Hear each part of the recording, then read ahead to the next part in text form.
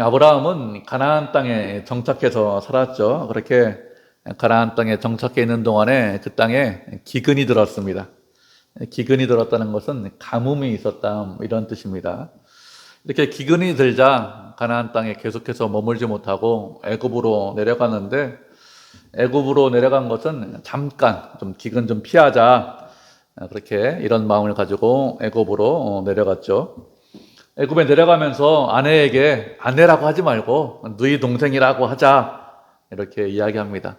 아내인 사레가 아름답기 때문에 아내를 죽이고, 자기를 죽이고 아내를 빼앗아 갈 수 있다, 이런 마음이 있기 때문에 누이 동생이다 이렇게 하자고 했는데, 이것 때문에 생각하지 못한 어려움을 당합니다. 바로가 아브라함의 아내의 아름다움을 보고 자신의 아내로 데려왔습니다. 이런 어려움 가운데 있었는데 하나님께서 바로의 집에 재앙을 내려서 그런 위험을 건져 주셨습니다. 1절을 보면 아브라함이 애굽에서 네겝으로 올라왔다, 이렇게 말씀을 하고 있습니다. 올라왔다 이렇게 말씀하고 있는데, 올라왔다는 것은 곧바로 신속하게 올라왔다, 이런 뜻입니다.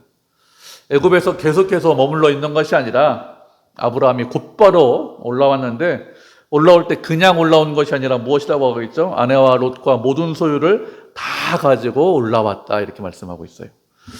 아무것도 남겨두지 않고 올라왔습니다. 이렇게 아무것도 남겨두지 않고 곧바로 올라왔다는 것은 애굽에 대해서 아무런 미련이 남지 않았다는 것이죠. 아브라함은 바로로부터 많은 것을 받았습니다. 그렇기 때문에 일부를 좀 남겨두고 올라올 수 있겠죠. 애굽에 일부 좀 남겨두고 이제 그것 가지고 애굽과 무역하자, 애굽과 통상하자, 이렇게 해서 큰 이익을 얻을 수 있는데, 아브라함은 그렇게 하지 않고 아주 신속하게 모든 것을 다 가지고 올라왔습니다. 네게부 땅으로 올라왔다, 이렇게 말씀하고 있는데 가나안 땅으로 올라왔다는 것이죠. 가나안 땅으로 올라왔다는 것은 척박한 땅으로, 가뭄이 있는 땅으로 올라왔다는 것입니다. 아브라함이 가나안 땅으로 올라왔는데 그 가나안 땅이 좋은 땅으로 변했을까요? 올라오기 전과 다르게 그렇지 않죠. 여전히 가뭄이 있고 여전히 먹고 살기 힘든 그런 땅입니다. 그런데 그런 땅으로 모든 것을 다 가지고 올라왔습니다.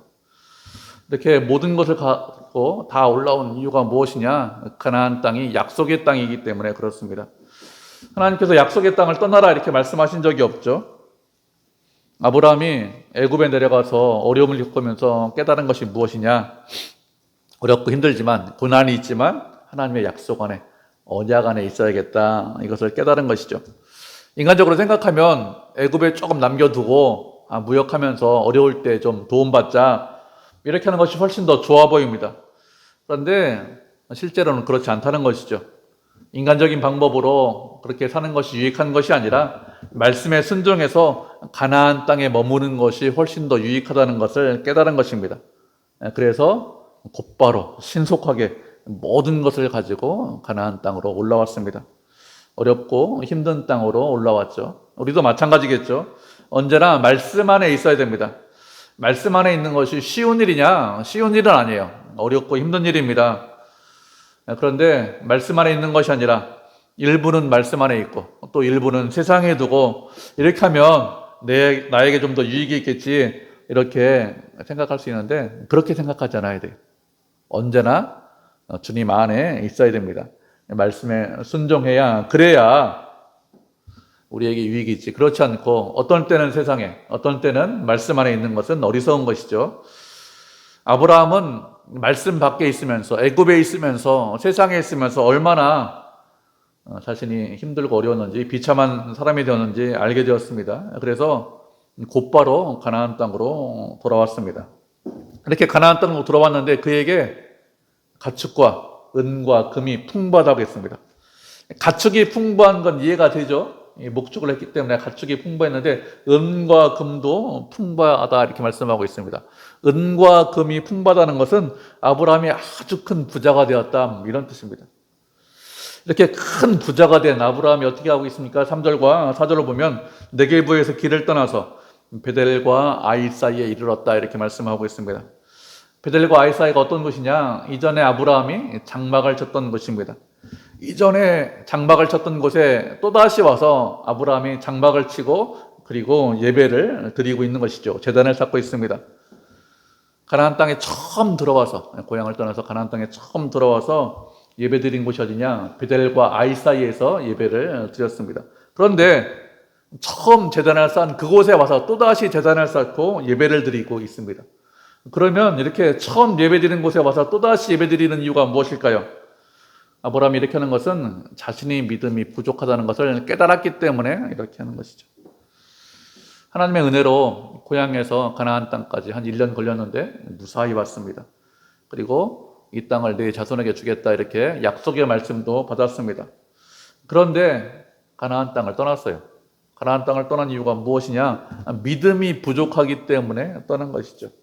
굳건한 믿음이 있었다면, 그래, 바로도 하나님 때문에 무서워 벌벌 떨더라, 이런 하나님이라는 것을 진작에 알았다면 애굽에 내려가지 않았겠죠. 애굽에 내려가서도 아내를 누이다 이런 말 하지 않았을 것입니다. 그런데 하나님을 믿기는 믿었어요. 안 믿은 건 아닙니다. 그런데 믿음이 그렇게 크지 않았습니다. 그래서 다시 돌아와서 하나님께 예배드리고 있습니다. 처음 예배드린 곳으로 돌아와서 예배드리고 있죠. 하나님, 당신의 은혜로 제가 여기까지 왔습니다. 하나님께서 저를 사랑하시는 분이고 저를 책임지시고 저를 인도하시는 분임을 제가 더욱더 믿겠습니다. 주님을 의지하겠습니다. 그런 마음을 가지고 예배를 드리고 있는 것입니다. 이렇게 아브라함이 예배를 드리면서 뭐라고 했습니까? 하나님의 이름을 불렀다 이렇게 말씀하고 있습니다. 하나님의 이름을 불렀다 무슨 뜻일까요? 하나님의 이름을 불렀다는 것은 하나님께서 저의 주인입니다. 저는 종입니다. 제가 종으로서 하나님의 뜻대로 모든 것을 다 순종하겠습니다. 이런 의미로 하나님의 이름을 불렀다고 하는 것입니다. 우리도 살다 보면은 믿음이 약해질 때가 종종 있습니다. 그러면 어떻게 될까요? 그러면 주님께 다시 나와서 예배드려야 합니다. 예배드리면서 주님의 이름을 불러야 되겠죠.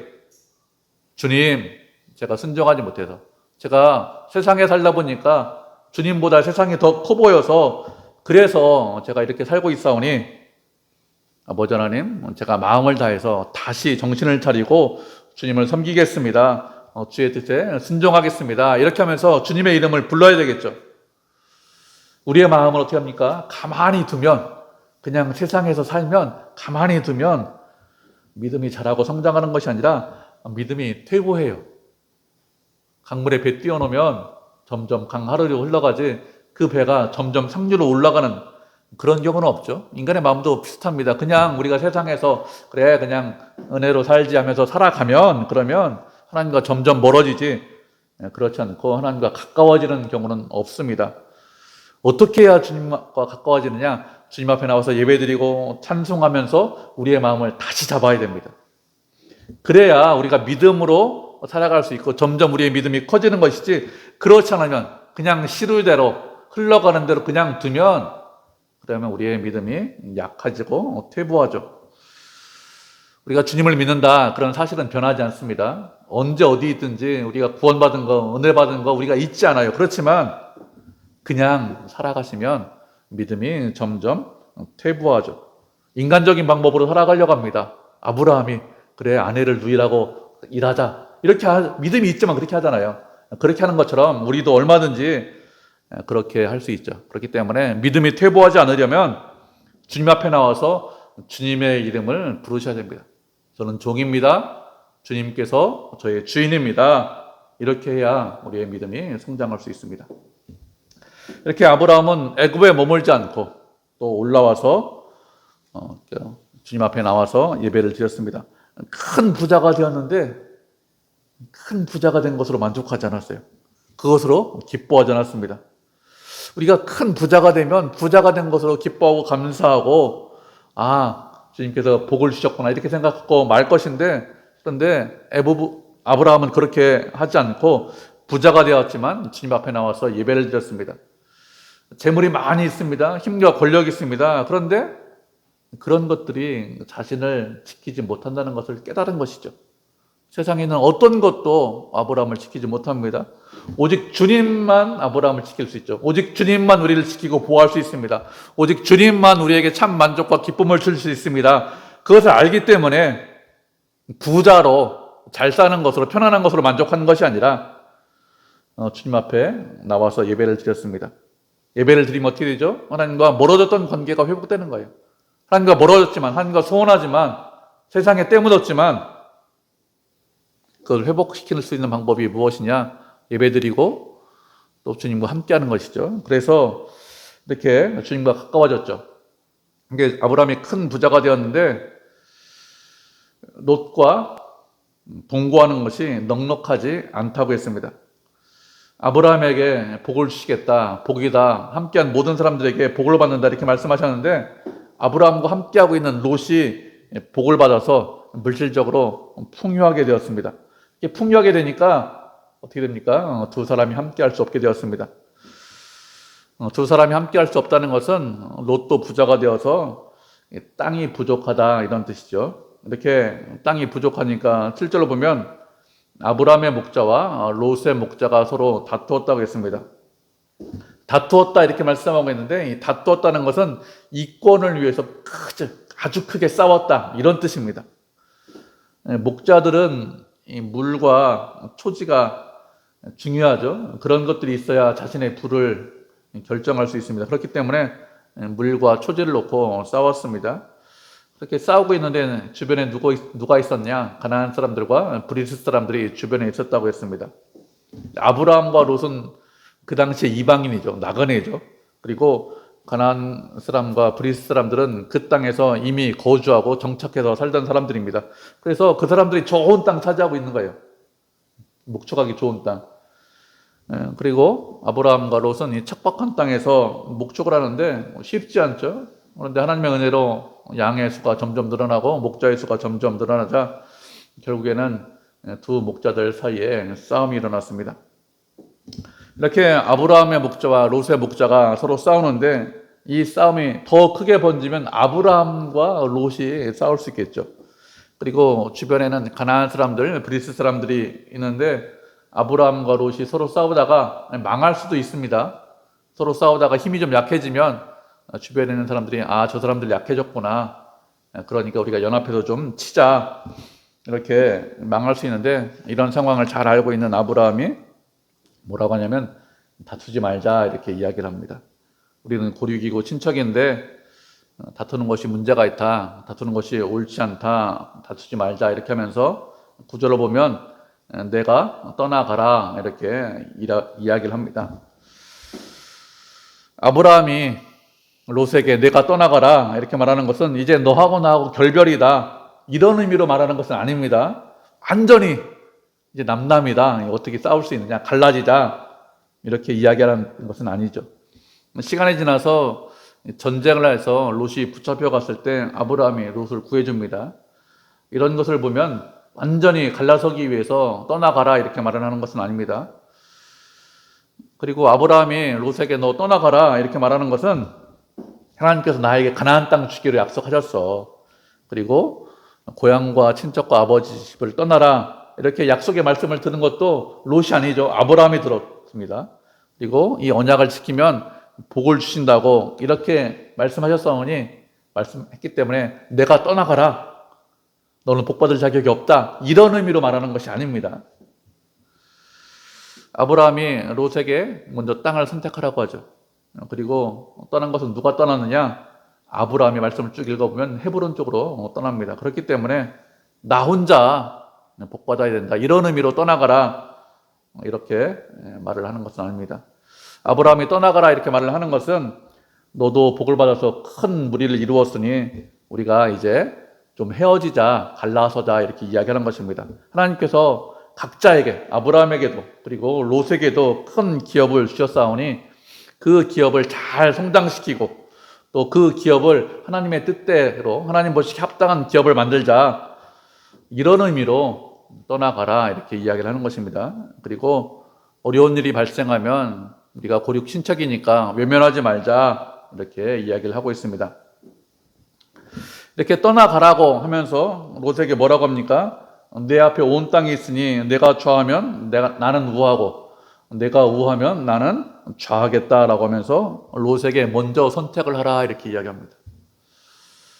먼저 선택해라 이렇게 이야기했는데 생각해 보면 아주 대단한 것입니다. 그럼 우리가 이렇게 생각할 수 있어요. 세종시에도 땅이 있습니다. 그리고 공주시에도 땅이 있습니다. 그런데 너 원하는 땅 먼저 가져. 먼저 선택해. 그럼 이렇게 한다 이런 뜻입니다. 우리에게 그런 경우가 닥치면 어떻게 할까요? 서로 좋은 땅 먼저 찾아야겠다. 이렇게 하겠죠. 그렇지 않고 제가 양보하겠습니다. 이런 사람 별로 없을 것입니다. 왜 그런가 하면 사람들은 기회가 왔으면 기회를 잡으려고 합니다. 기회를 잡으려고 하는 이유가 무엇이냐? 어려운 환경에 한번 처하면 어려운 환경을 이기는 것이 쉽지 않다는 것을 경험적으로 다 알고 있기 때문에 그렇습니다. 어떤 사람이 건강이 좋지 않아요. 건강이 좋지 않은 것 때문에 그 사람이 얽매여 있는 것을 볼 수 있죠. 언제나 늘 병원에 있으면 하고 싶은 일이 있어도 잘 하지 못합니다. 건강 때문에. 어떤 사람이 경제적으로 문제가 있습니다. 열심히 일하다가 사업하는 것이 잠깐 삐끗해요. 이상합니다. 그러면 그 사업을 다시 복구하는데 오랜 시간이 걸립니다.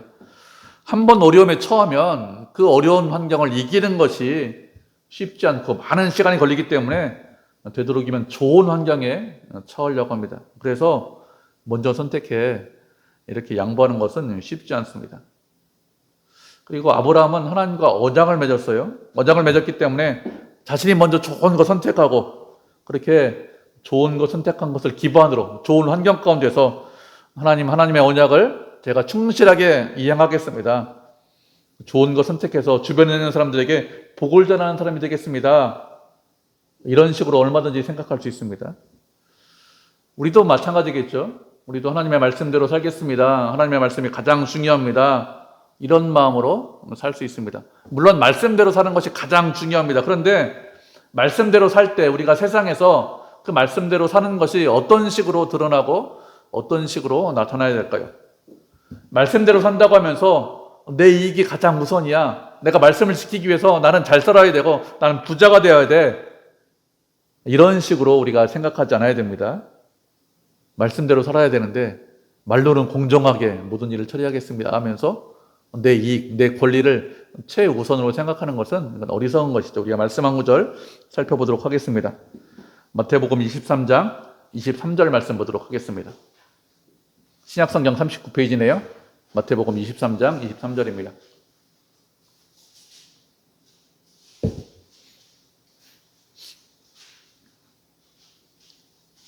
신약성경 39페이지 마태복음 23장 23절 한 절이니까 우리 한 목소리로 읽겠습니다. 23장 23절입니다. 시작.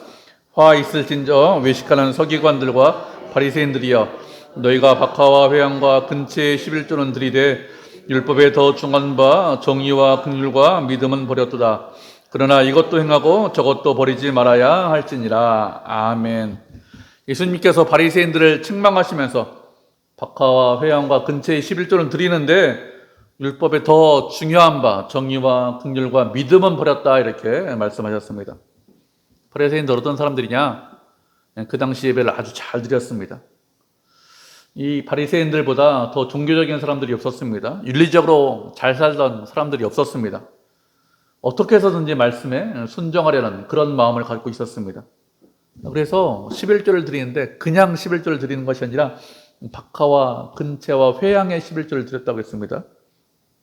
하나님께서 이런 것도 11조 드려야 된다 이렇게 말씀하시지 않았어요. 11조 드릴 때 큰 것만 말씀하셨습니다. 농사를 1년 동안 짓고 수확하면 그것에 대해서 11조를 드려라. 목축해서 소와 양이 늘었으면 그것에 대해서 10마리당 1마리씩 11조를 드려라. 이렇게 말씀하셨지 집에서 채소 기르는데 채소 기르는 거 11조 드려라 이런 말씀하신 적이 없습니다. 그런데 바리새인들 율법을 철저히 지키기 위해서 채소에 대해서 박하와 근체와 회양에 대해서 조그만 것에 대해서 11조를 드렸습니다. 이런 것들에 대해서 11조 드리는 것에 대해서 예수님께서 책망하셨느냐? 책망하지 않으셨습니다. 율법을 더 잘 지키려는 그런 마음이 있기 때문에 책망하지 않으셨어요. 그런데 이런 바리새인들에 대해서 책망하셨는데 율법에 더 중한 바 정의와 긍휼과 믿음은 버렸다고 했습니다. 하나님께서 우리에게 말씀을 주셨는데 율법을 주셨는데 율법을 주신 이유가 뭐라고요?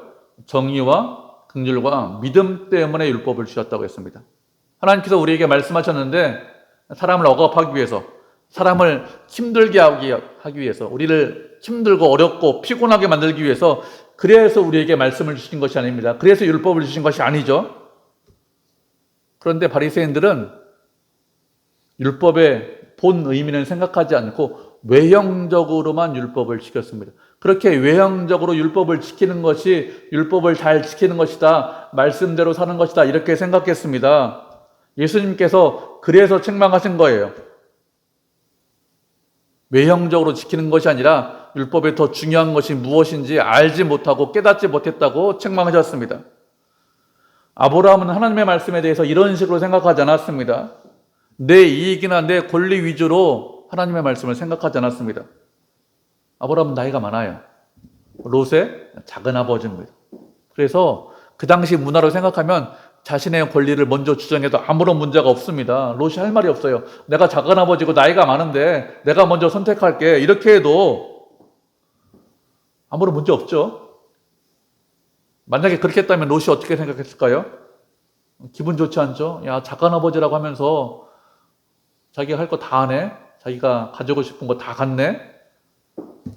욕심은 다 챙기네? 이렇게 생각했을 것입니다. 그런데 아브라함은 이 조카에 대해서 그렇게 생각하지 않았습니다. 동일하다, 나와 동등하다, 이렇게 생각했습니다. 우리가 세상을 살아갈 때 이런 것들이 상당히 중요합니다. 우리는 하나님의 언약에 대해서 알고 있습니다. 약속이 무엇인지 알고 있죠. 그러면 그 약속을, 언약을 알고 있다는 것이 우리의 삶에서 어떻게 드러나야 될까요? 말씀대로 정의와 긍휼과 믿음의 삶으로 드러나야 됩니다. 다른 사람에 대해서 공정하게 대해야 됩니다. 나하고 똑같이 동일한 사람이다, 동등한 권리를 가지고 있다, 이렇게 돼야 됩니다. 그리고 다른 사람을 불쌍히 여기셔야 돼요. 불쌍히. 그리고 주님을 믿는 믿음이 우리의 삶 가운데서 나오셔야 됩니다. 정의와 긍휼과 믿음이 드러나는 그런 삶을 살아야 됩니다. 그렇게 정의와 긍휼과 믿음이 드러나기 때문에 어떻게 되죠? 다른 사람의 이익이나 다른 사람의 권리를 침해하지 않아야 되고, 그 사람이나 나하고 동일하다, 동등하다, 하나님 앞에서 똑같다, 하나님을 믿든지 안 믿든지 동등하다, 이렇게 생각하셔야 됩니다. 어떤 사람이든지 긍휼의 마음, 불쌍히 여기는 마음을 가져야 됩니다. 언제나 말씀드리지만 죄인과 죄를 분리해서 생각하시라고 했습니다. 사람은 불쌍히 여기고 죄는 미워하는 거예요. 하나님께서 미워하시기 때문에 죄는, 나도 얼마든지 그런 죄에 빠질 수 있다, 이렇게 생각해서 죄는 미워하고 죄인은 불쌍히 여겨야 됩니다. 그렇게 율법에 중한 바 정의와 긍휼과 믿음으로, 하나님께서 우리에게 율법을 주신 것, 말씀을 주신 것, 정의와 긍휼과 믿음으로 살라고 말씀하셨기 때문에 그렇게 사람들을 대할 때 하나님께서 기뻐하십니다. 그렇게 살아갈 때 우리가 삶으로 복음을 전할 수 있죠. 아브라함이 조카에게 먼저 선택하라, 이렇게 말을 하고 있는데, 이렇게 선택권을 준 것은 애굽에서의 경험이 상당히 많은 영향을 미쳤을 것이라고 생각합니다. 아브라함이 롯에게 먼저 결정하라, 이렇게 한 것은 자신의 힘과 능력을 가지고 하나님의 언약을 이루지 않겠다, 이런 뜻입니다. 내 힘으로 이루는 것이 아니라 하나님께서 약속을 이루어 주셔야 한다, 이런 뜻입니다. 그렇다고 아무것도 하지 않고 아브라함이 게으르게 살았다, 이런 뜻도 아닙니다. 아브라함은 자신의 주어진 일을 열심히 일을 했습니다. 그렇지만 그 열심 가지고, 그 열정 가지고 하나님의 언약을 이룰 수 있느냐? 이루지 못하는 거예요. 하나님께서 이루어지지 않으면 아무리 열심을 내고 아무리 열정이 있다고 해서 그것을 이길 수 있느냐, 이룰 수 있느냐? 이루지 못하죠. 애굽에서 인간적인 방법으로 어려움을 이기려고 했습니다. 그런데 자신의 계획대로 되지 않았습니다. 일이 더 복잡해지고 훨씬 더 어려워졌습니다. 그때 하나님께서 개입하셔서 일을 처리해 주셨습니다. 애굽에 있는 동안에 아브라함이 할 수 있었던 일은 아무것도 없어요. 그냥 아무런 힘이 없기 때문에, 무능하기 때문에 가만히 있었습니다. 그런 아브라함을 하나님께서 바로의 손에서 건져주셨습니다.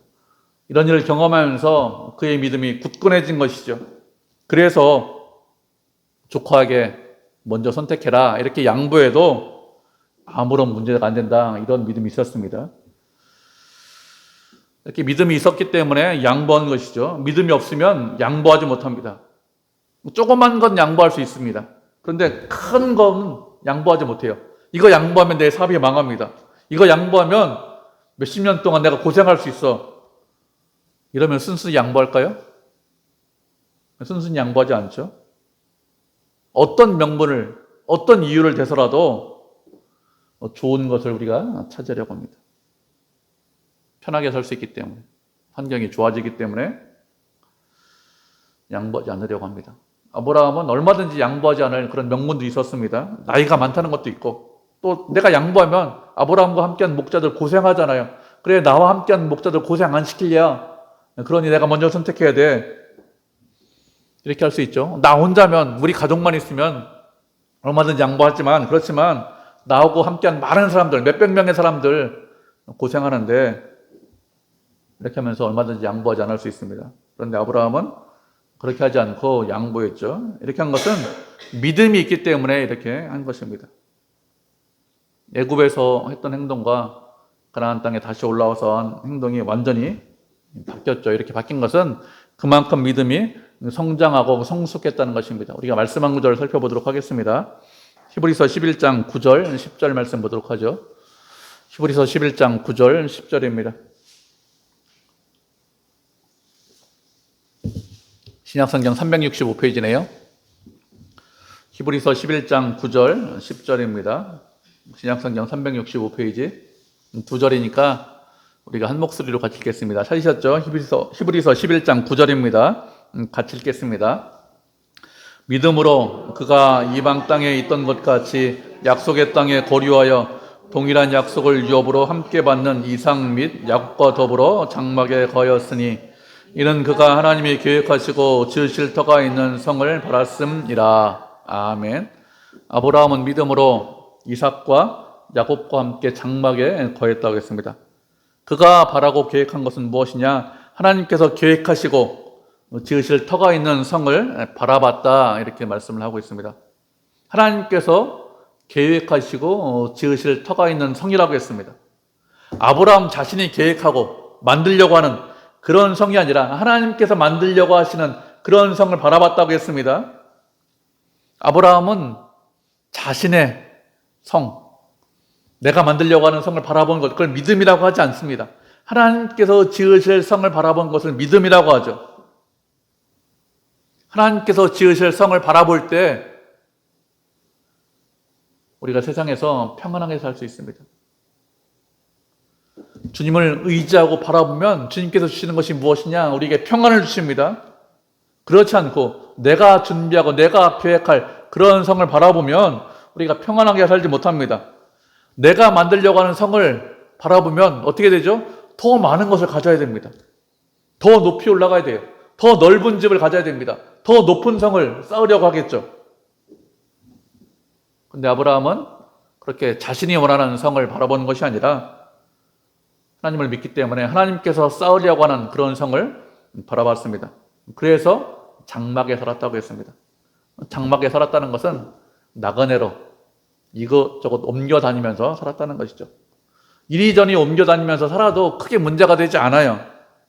왜 그런가 하면 내가 원하는 성이 아니라 주님께서 지으실 성을 바라봤기 때문에 크게 문제가 되지 않습니다. 우리가 이런 믿음을 가져야 되겠죠. 이런 믿음을 가져라는 것은 세상에서 초월해서 살아라 이런 뜻은 아닙니다. 이 세상에 발붙이고 살기 때문에 이 땅에서 열심히 살아야 됩니다. 그렇지만 바라보는 것은 하늘의 성을 바라보셔야 됩니다. 이 땅을 바라보는 것이 아니라 새하늘과 새 땅을 바라보셔야 됩니다. 그렇게 새하늘과 새 땅을 바라보면서 믿음으로 살아가셔야 됩니다. 그래야 세상에서 평안하고 세상을 이길 수 있습니다. 그렇게 하늘의 성을 바라봐야 세상 모든 것을 경영하시는, 세상 모든 것을 이루시는 하나님께 우리의 인생을 맡길 수 있죠. 그렇지 않으면 불안하겠죠. 하나님을 믿는 것이 아니라 자기 자신을 믿거나 아니면 다른 어떤 것을 믿고 있으면 그럼 불안합니다. 그건 믿음이 아닙니다. 그러면 믿음으로 살지 못하죠. 평안하게 살지 못합니다. 하나님께서 우리를 위해서 준비하고 계신, 예비하고 계신 그 성을 바라볼 때 평안하고 믿음으로 살 수 있죠. 그렇게 믿음으로 살아야 우리의 인생을 낭비하거나 허비하지 않습니다. 그렇지 않으면 인생을 낭비하거나 허비합니다. 이 세상에서 좋은 거 만들어요. 큰 거 만들어옵니다. 그렇지만 하나님께서 준비하시고 계획하신, 예비하신 것이 아니라 내가 준비하고 내가 계획하고 내가 지을 그 성을 바라보면 그건 아무것도 아니겠죠. 그래야 우리의 인생을 허비하지 않습니다. 하나님께서 은혜 베풀어 주셔야 하나님께서 원하시는 그런 열매를 맺을 수 있습니다. 하나님께서 우리에게 원하시는 것은 열매 맺기를 원하시죠. 우리가 당신의 뜻에 순종하면서 당신의 뜻대로 살아가면서 당신이 원하는 그런 열매를 맺기를 원하십니다. 그렇게 되려면 우리의 인생을 주님께 맡길 수 있어야 됩니다. 주님을 믿고 의지해야, 그래야 하나님께서 원하시는, 내가 원하는 열매가 아니라 하나님께서 원하시는 열매를 맺을 수 있습니다. 그렇지 않고 내가 경영하고 내 원대로 살면서 하나님께서 원하시는 열매를 맺을 수 있을까요? 그렇지 않죠. 내가 원하는 삶을 살면 내가 원하는 열매를 맺지 하나님께서 원하시는 열매를 맺지 못합니다. 우리는 우리 인생을 주님께 맡길 수 있어야 됩니다. 주님께 맡길 때 우리의 인생을 책임져 주십니다. 하나님께서 우리의 인생을 책임지시는 이유가 무엇이냐? 우리가 모든 것을 다 맡겼기 때문에, 모든 것이 하나님의 손 안에 있다는 것을 우리가 믿고 의지하기 때문에, 그래서 하나님께서 우리에게 복을 주시는 것이지, 그렇지 않고 내 인생을 내가 경영하겠습니다, 노처럼 내 인생을 내가 개척하겠습니다, 이렇게 나가면 복을 받을 수 없어요. 하나님께서 아브라함에게 복을 주신 이유가 무엇이냐? 하나님을 믿고 의지했기 때문에 그렇습니다. 우리도 마찬가지입니다. 우리에게 복을 받으려면 우리의 인생을 주님께 맡길 때 우리가 복을 받을 수 있습니다. 그런데 우리의 마음은 대부분 부패했죠. 모든 것을 주님께 맡기겠습니다, 이렇게 말은 하는데 실제로는 맡기지 못할 때가 많이 있습니다. 그래서 우리 자신을 잘 살펴보셔야 됩니다. 정말로 내가 모든 것을 다 맡기고 있는지, 정말로 하나님을 믿고 의지하는지, 아니면 내가 수십 년 동안 살았기 때문에 내 경험이나 내 지식이나 내 지혜를 믿고 있는 것은 아닌지, 이런 것들을 살펴보시고 만약에 맡기지 못하는 부분이 있다면 우리가 회개하고 돌이켜야 되겠죠. 전적으로 주님을 믿고 의지하셔야 됩니다. 그렇게 할 때 복을 주시고 그렇게 할 때 은혜를 베풀어 주십니다. 우리는 주의 자녀입니다. 주님께서 우리의 인생을 책임지십니다.